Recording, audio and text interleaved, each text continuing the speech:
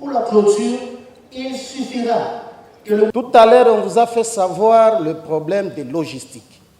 Je prends l'exemple d'un grand territoire continent comme le territoire de Chabunda, qui est plus grand plus que le Rwanda. Lorsque vous y arrivez, vous savez, l'enrôlement nous a pris plusieurs jours. Mais l'élection, c'est une seule journée pendant 11 heures.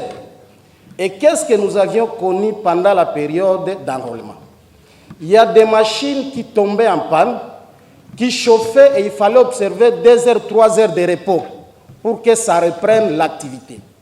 Et que pour les réparer, il fallait marcher des fois une semaine, quitter l'intérieur du territoire pour arriver dans le chef-lieu du territoire.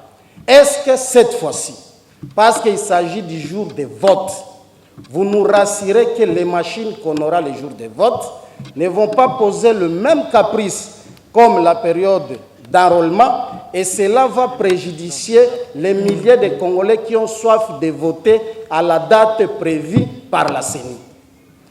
Deuxième préoccupation et la dernière. Vous aviez parlé tout à l'heure ici, quand on était en train de montrer, en titre d'exemple, les jours de vote avec le bulletin de clôture. Est-ce qu'au niveau de votre centrale de la CENI, vous aviez pris des précautions pour empêcher certains techniciens, aussi comme des humains, qui ont des caprices? Vous savez que nous avons l'ère différente en République démocratique du Congo. L'ère de l'Est, ce n'est pas l'ère de Kinshasa. Vous aviez parlé de la clôture à 17h. Quelles sont les dispositions prises pendant que vous savez qu'à 17h, tout le monde va clôturer? Mais certains capricieux techniciens, ils vont amener la carte là de clôture à 18h, 19h. Or, nous, acteurs politiques, nous qui sommes dans la compétition, on ne sait pas ce qui se passe, ce qui peut se passer de 17h à 19h.